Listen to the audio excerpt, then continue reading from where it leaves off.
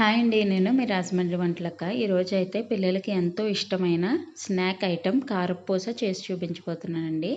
దీనికోసం ఫస్ట్ ఒక 2 కప్పుల శనగపిండిని ఒక బౌల్‌లో వేసుకొని, దానికి పావు వంతు బియ్యం పిండి తీసుకోండి. 2 కప్పుల దానికి పావు వంతు బియ్యం పిండి అయితే సరిపోతుంది. తీసుకొని అందులోనే కొంచెం ఉప్పు, కొద్దిగా కారం అండ్ కొంచెం పసుపు వేసుకొని, అందులో కరగబెట్టిన నెయ్యి కానీ వెన్న కానీ వేసుకొని బాగా ముందు నీళ్లు పోయకుండా కలుపుకోండి. ఆ తరువాత కొంచెం కొంచెంగా నీళ్లు పోసుకుంటూ ఇలా చూపిస్తున్న విధంగా కొంచెం కొంచెంగా నీళ్లు పోసుకుంటూ, అది చపాతీలాగా కాకుండా ఇటు పలచగా కాకుండా చూపిస్తున్న విధంగా కన్సిస్టెన్సీ వచ్చేలాగా చేసుకోవాలి. ఇదిగోండి ఈ విధంగా.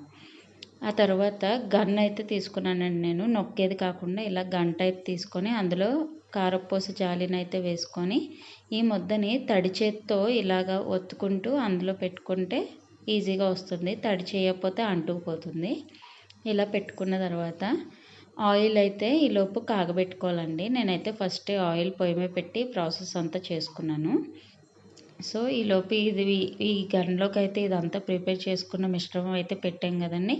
ఇప్పుడు ఆయిల్ హీట్ అయిన తర్వాత ఇది మొత్తం అంతా కూడా ఒక రౌండ్లో ఇలా మొత్తం ఇందులో ఉన్నదంతా కూడా ఒకేసారి వేసేయాలండి.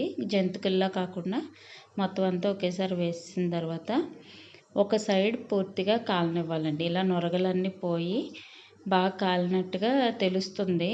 ఆ తర్వాత నెక్స్ట్ ఇంకో వైపు కూడా తిప్పి కాసేపు కాలనిస్తే కరకరలాడుతుంది. కొంతమంది వెంటనే తీసేస్తుంటారండి. అలా తీయకూడదు. ఇది ఎప్పుడూ కూడా కొంచెం ఆరెంజిష్ షేడ్లోకి వస్తుంది. ఇది పసుపు రంగులో ఉంది కదండి, కొంచెం ఆరెంజిష్ షేడ్లో వస్తే బాగా కరకరలాడతాయి.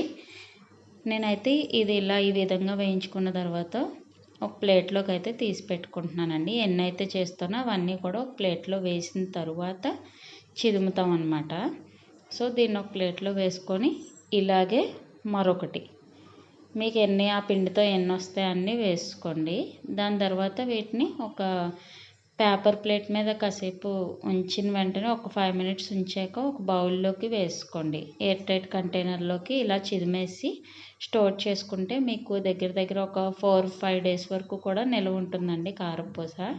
మరీ ఎక్కువ రోజులు ఉంచితే ఆయిల్ స్మెల్ వచ్చేస్తుంది. అందుకని 4-5 డేస్ వరకు సరిపోతుంది. సో ఎలా ఉందో లైక్ చేయండి, సబ్స్క్రైబ్ చేయండి నా ఛానల్.